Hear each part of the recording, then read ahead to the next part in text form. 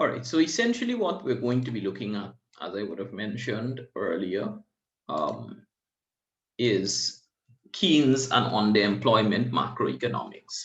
But in particular today, what I want us to look at is what are the events and occurrences that created the emergence of what we would have seen. Now, as we would develop the argument, you'll see particularly that today's lecture is the first in a two-part series on Keynes and on this topic. The reason why is that, like I would have mentioned several times, the contextual emergence of it is important, but also I want us to explore Keynes and the technical contributions of his work in a separate lecture so that we can focus on that, because there are elements of the neoclassicist propositions and the the Keynesian proposition that merge or amalgamate to form what is known as the neoclassical synthesis. And that neoclassical synthesis essentially represents what you would study today in your, for example, macroeconomics or labor economics textbooks. Now, when, of course, we make reference to labor economics, the natural point that we are speaking about underemployment macroeconomics, therefore, becomes very important.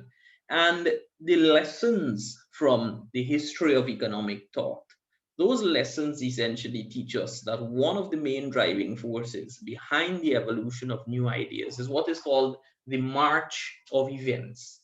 And the notion of march of events means that there are a series of events that occur, perhaps complementary to each other, sometimes those which occur that are diametrically opposing to each other, and combined, their influence drives a series of theoretical revolutions, but in addition, it may perhaps drive social change, etc. And take, for example, the rise of Hitler in the Nazi Party and Benito Mussolini in Italy and such the like, drove the notion of fascism around the world as political ideology. And so this is what is known, of course, as the march of events when one examines history of economic thought. And the outcome of these historical events often challenges theorists, and it overturns theories, leading to evolution of new theories. Now, in economic paradigm shifts, as Richard Kahn refers to it, this is this is undertaken through what is known as a dialectical process. And of course, dialectical is what Marx refers to it as. And when we reach to Karl Marx, you'll see why it is that he calls it a dialectical process. But this notion of a dialectical process essentially means that a phenomenon is occurring as a result of um, two opposing forces existing in society acting either against each other or upon each other to drive some sort of change. Now, it is often propagated by persons, particularly those who are anti-Keynesian, that Keynes was some sort of a Marxist or a radicalist, and this could be the furthest thing from the truth. Keynes was actually someone who was, as Lord Robert Skidelsky puts it, Keynes was actually one of those persons who was quite comfortable in the way that the world was, and the economic system and the social hierarchy. And so, as a result, we would see that Keynes is known as the staunch defender of the capitalist, especially when juxtaposed against all alternative forms of economic organization. And in particular, Keynes outrightly rejected Marxism. He called it nothing but political hocus pocus. And so he believed that whilst capitalism was outstanding, it also had some potentially fatal weaknesses. And he identified two in some of his earlier work. In particular, he identified the arbitrary and inequitable distribution of income and the inability to provide for full employment. Now, the reason why these two are important is because Keynes views these two as being the fundamental flaws of the capitalist machinery. And as a result, he believed that the capitalist market system was not violently unstable, but what he observed, of course, violently unstable in the way that Marx would have perhaps described it, and scholars who have preceded himself. So, for example, there are some scholars like who um, in the Marxist school, of course, Nikolai Kondratiev, Karl Marx himself, um, John Hobbes, and others who would articulate for very violent upheavals as a result of the nature of the capitalist system. But Keynes rightly says that the capitalist market system does not seem to have that radical uh, instability that the Marxist school proposes, but rather he observed that it seemed incapable of remaining in full employment equilibrium, as is referred to subsequently, but it also seems capable, on the obverse side, of remaining in a chronic condition of subnormal activity for a considerable period without any marked tendency towards recovery or towards complete collapse. Now, this is a very important point, and I think Keynes actually says this in one of his much earlier pieces, one of his 1926 or 27 works, much before his magnus opus, the general theory of employment, interest, and money in 1936. And so this what he refers to, what Keynes refers to as this gray, woolly, fuzzy monster in his mind from since in the 1920s. He begins to articulate this point of the emergence of what we know today as underemployment macroeconomics. So essentially, Keynes rejects this notion that is advanced by the neoclassicists that full employment somehow occurs in the economy at all points in time. But rather, Keynes says that the notion of full employment actually turns out to be a special case of employment, which is what actually all economies should aim to. And rather, a state of underemployment, Keynes says, is what seems to be a generally prevailing feature of the capitalist system. And this, of course, he says, therefore, is what ought to be classified as the general theory. And this, of course, is why his text, his magnus opus, is referred to as the general theory of employment, interest, and money. And so Keynes views that full employment equilibrium as being a special case or a special condition of employment, and he views the state of being of the economy on a regular basis to be one of underemployment. Of course, as we work through the neoclassical synthesis, you'll see how later scholars were able to combine all of these ideas to produce what we know in macroeconomics today as being an eclectic aggregate supply curve. But of course, what is relevant here is to note that the entire discussion uh, actually revolves itself around labor and more particularly around the employment of people. Now, we would have mentioned, or you would understand that the Great Depression was, of course, naturally a very terrible time in an economy. But how terrible really was it? So here on the screen, we have almost all of the powerhouse industrial manufacturers during that period, and the crisis sparks itself in the United States with the collapse of the stock market on October 29th, 1929. Actually, it lasted for about the period of a week from October 21st to about October 29th. And so the depression begins in 1929 and continues itself throughout the 1933. What's important to note is that the United States, being the most liberal market economy and the one that embraced capitalism perhaps the most, is the one that faced the largest or the sharpest decline in industrial production. Of course, followed by Poland, which in itself was representing or facilitating a liberal market economy during that time. And of course, what you can do or what you can aim to do is that you can look at all of the countries during that period, for those, of course, who are interested, and check to see what was actually happening in terms of political philosophy and economic management during that time, and correspond that with the rates of economic declines here.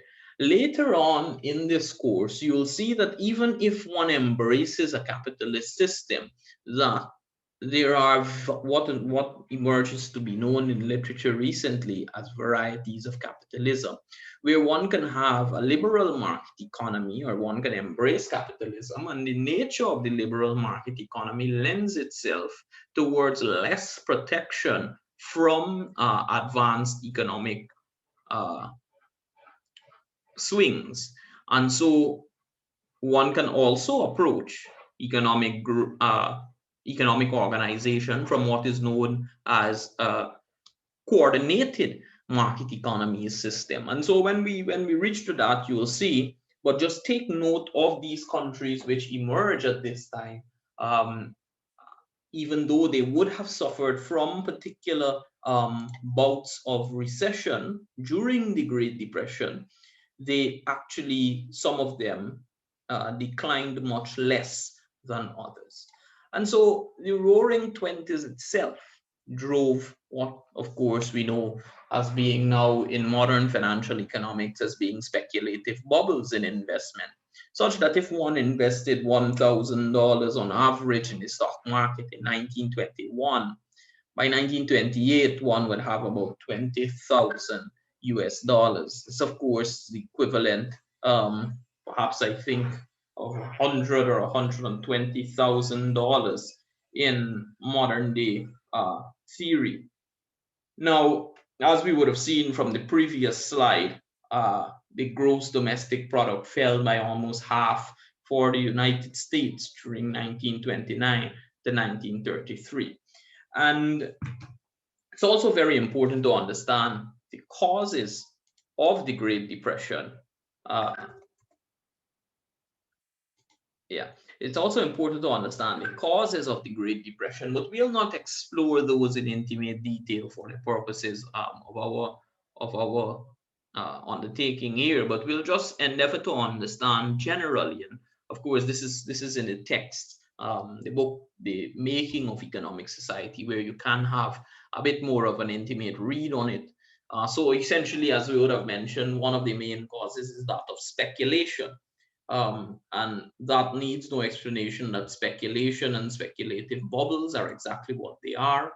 Um, they are bubbles which eventually do pop when one realizes that perhaps the value of the asset is overstated relative to its intrinsic value. And this, of course, we see being at the core of almost every economic recession that occurs. And then farm related weaknesses and the inelastic demand of grains, I would reckon to say, are two mutually reinforcing causes of the Great Depression. So it is not that farm or agricultural productivity did not increase during this time, but the rate of growth of the agricultural sector in terms of its productivity was not as fast paced as the rate of growth of the productivity in the industrial sector.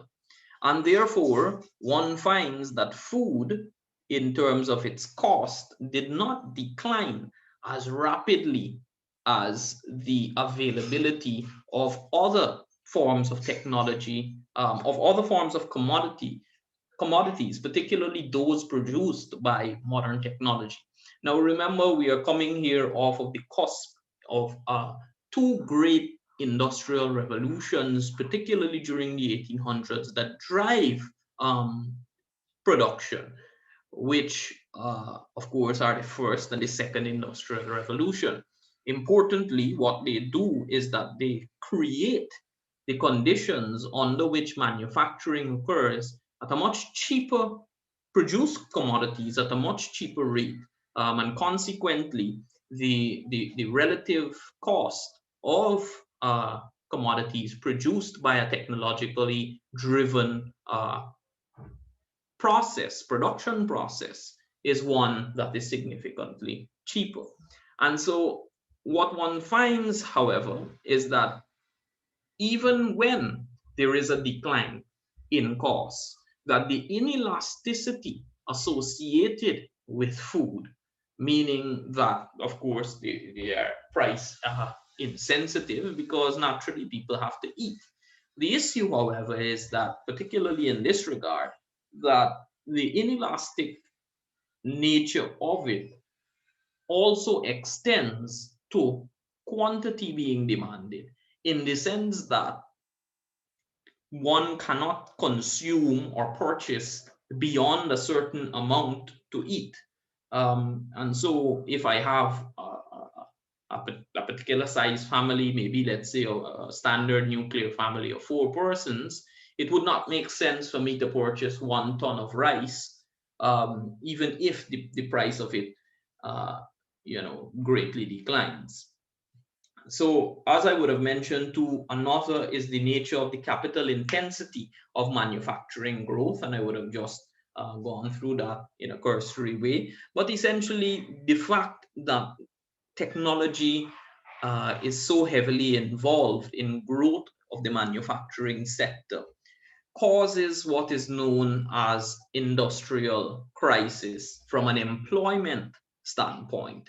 And so we see increases in industrial output, but we consequently see a decline in the employment associated with the manufacturing sector. And this, of course, is standard that occurs when one changes at the very technical but fundamental level of economic analysis, when one changes the capital to labor ratio. As one begins to add a greater quantum of capital, the amount of labor that is required to produce the same unit of output therefore declines.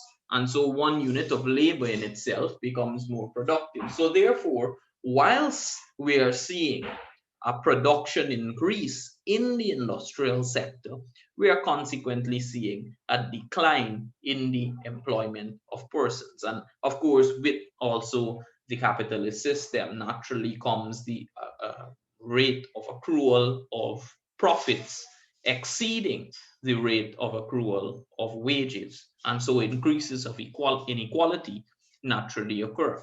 Now, this in itself, of course, no one drove all of these things independently to lead to a Great Depression in a linear way. But what one finds is that there is what is known, as I would have mentioned from the beginning, a march of events. And this march of events actually fuels the Great Depression. So it's important for us to understand the source of it, and that in itself begins to drive what we see happening in October of 1929. Now, what was the ultimate problem that we saw policymakers being faced with? Now, the birth of modern macroeconomics, and of course, by logical extension, labor economics as we know it today, um, is the subdiscipline. The birth of it as a coherent and systematic approach to aggregate economic phenomena can be traced back to the publication of Keynes's 1936 general theory. And Keynes regarded the notion of neoclassicism and the entire marginalist revolution as not only being misleading, but disastrous if applied to the real world problems facing the capitalist economies during what he terms as being the interwar period. This is, of course, the period between World War One and World War Two. The reason for that, essentially, is that um, we see the fact that the methodological approach in the neoclassicist structure is one that creates a theory within an abstract construct or approaches problems in an axiomatic way where you assume out particular issues or volatilities that may exist and then derive a conclusion. Now, when one attempts to therefore take that conclusion and trace it back to address an economic problem, this is where the issue arises.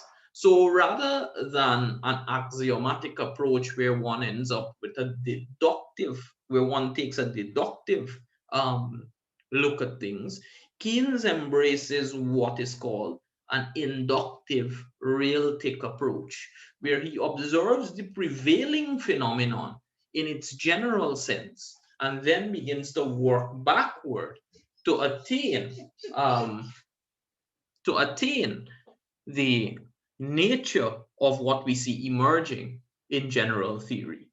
So what Keynes aimed to do, and this is of course noting his philosophical position, what Keynes aimed to do was to modify the rules of the game within the capitalist structure so as to preserve it and strengthen it. What he essentially wanted was for full employment to be the norm rather than the exception. And this would be a conservative revolution that Keynes would engage in. And so there is, of course, this great book written by the former chief economist of the World Bank, Rambarran, who was the Governor General for the Bank of India, called Saving Capitalism from the Capitalists. And this, in my view, is what Keynes essentially attempted to do here. Because what one observes when you read Karl Marx very closely is that Marx says that the capitalist economy in Das Kapital Volume 3, he articulates that the capitalist economy suffers from, of course, through 1 through 3, he builds the argument that the capitalist economy suffers from what is known as an overproduction crisis. But Keynes flips it and essentially says that no, maybe it's not that these economies are suffering from an overproduction crisis, but they are suffering from a lack of effective demand. And it's interesting to note that throughout economic history, there were, from my readings and my understanding of economic history, there were only two persons who proposed what is known today as the underconsumptionist argument. I would be one, uh, Thomas Robert Malthus, during the early 1800s. And then a scholar who wrote perhaps about 4 or 5 years before Keynes, but his work is in Polish. His name is Michael Kalecki, who almost advanced the exact thing that Keynes did. Of course, Kalecki and Keynes later on meet um, and have a discussion of ideas. And for Kalecki, it did not really matter who advanced the theory first, but rather the fact that the idea was advanced so as to save capitalism from itself. But for Keynes, the ultimate political problem was how to combine economic efficiency, social justice, and individual freedom. And questions of equity for Keynes were always secondary to questions of efficiency, stability, and growth. And I think this in itself um, underscores how important the efficient operation of the economic system is for Keynes in his articulations. And you hear all sorts of very strange things being advanced about Keynes. For example, he was a Marxist, or he was a Marxist in disguise, and such the like. But always the questions of how to embrace the capitalist system, how to ensure that it is most efficient, and that there existed a high degree of stability. Those questions were the most important to Keynes. And for him, his solution to the economic malaise that was sweeping the capitalist economies in the early 1930s was to accept a large extension of the traditional functions of government. Now, this, of course, means what we know to the emergence of what we know today in very simple terms as fiscal and monetary policy. And yes, it actually was Keynes who came up with the idea of counter-cyclical fiscal policies in particular. Keynes alludes to the notion of monetary policy and counter-cyclical monetary policies, but he does not believe fundamentally that they are as potent as what we know today as being counter-cyclical fiscal policies. Note that Keynes never comes up with these terms, right? They are terms which are ascribed to the notions much later on. But Keynes advances this essentially as the way to ensure that the boom bust cycles that we see in economies are actually flattened out. But what is Keynes's major discovery, therefore? 1926, in what Keynes calls an essay entitled The End of Laissez-faire, Keynes advances that if governments are to be effective, they ought not to concern themselves with those activities that private individuals are already fulfilling. However, they ought to attend to those functions which fall outside the remit of the private sphere of an individual, to those decisions which are made by no one if the state does not make them. And therefore, this notion that Keynes somehow wants the government to interfere in the private lives of citizens and the private lives of individuals as a result of this government extension is one that is completely or patently false. Keynes clearly advances that once an individual within his private capacity engages in a particular activity, that the government ought not to interfere or intervene in that interaction, but rather he is to pick up the slack where no one in their private capacity does not make them. And this, of course, is the fundamental of what we come later to know as public goods. Of course, naturally, this was advanced much later, but if one sees the intellectual genesis of it in modern economic theory, you will see that it actually comes from Keynes. Of course, there are scholars during the late 1800s that do make the advance, but none as coherently within the contemporary architecture as Keynes does. And so Keynes's major discovery in the general theory, therefore, was that of the principle of effective demand. Because when we speak about fiscal policy or even monetary policy, and we speak about it from advancing the counter-cyclical argument, we speak about it essentially from an effective demand standpoint, or what is known as the principle of effective demand. Recall in our previous lecture that we would have mentioned that when the neoclassicists advanced their theory, they did not articulate a principle of demand, and therefore their views always were from the supply side. And recall when I started this lecture that I would have mentioned that later on we see the combination of Keynes and the neoclassicists to form what is known as the neoclassical synthesis that prevails as the orthodoxy during the 40s, 50s, 60s, and even the 70s in the profession of economics.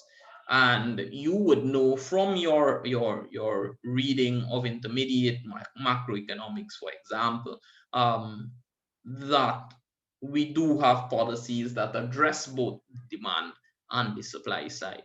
And it's interesting to note that whilst Keynes emerges as the champion of lifting economies, of economics, of lifting economies out of depressions, economists, he did not do it without opposition. And economists belonging to what is known as the Austrian school, particularly those followers of Ludwig von Mises, Friedrich Hayek, Joseph Schumpeter, they essentially believe that the depression should be allowed to run its course, since such an occurrence, the depression that is, was the inevitable result of overinvestment in the economy during an artificially created boom.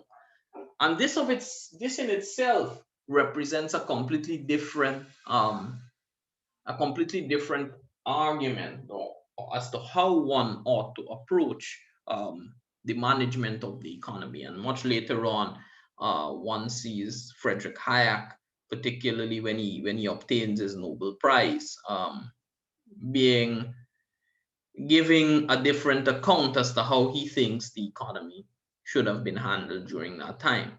And in their view, the Great Depression was not a problem which policymakers should have concerned themselves with.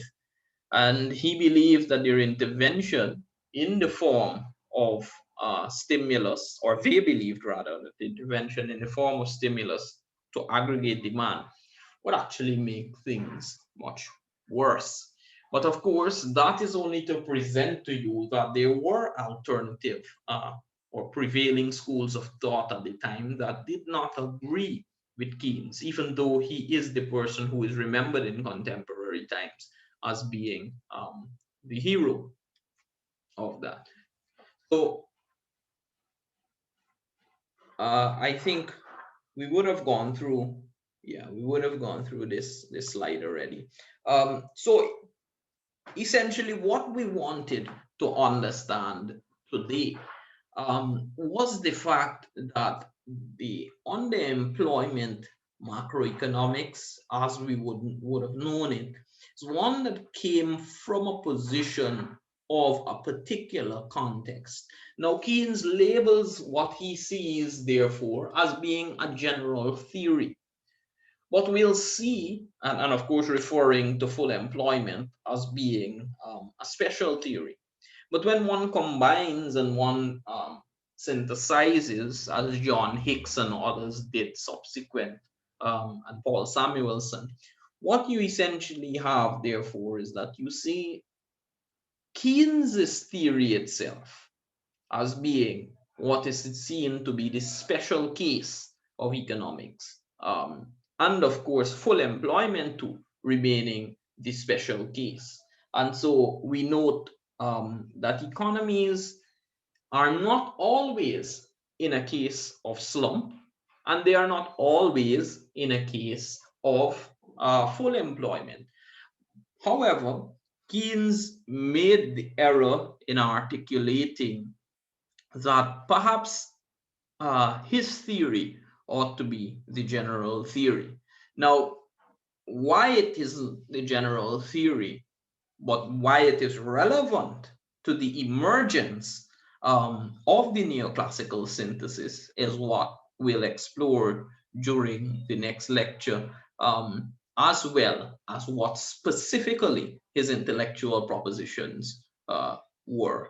So I'll stop this here today, and we'll endeavor to continue, particularly on Keynes's contribution, as well as some of the neoclassical synthesis and how that in itself relates to the labor market during the next class. So I'll end here for the day.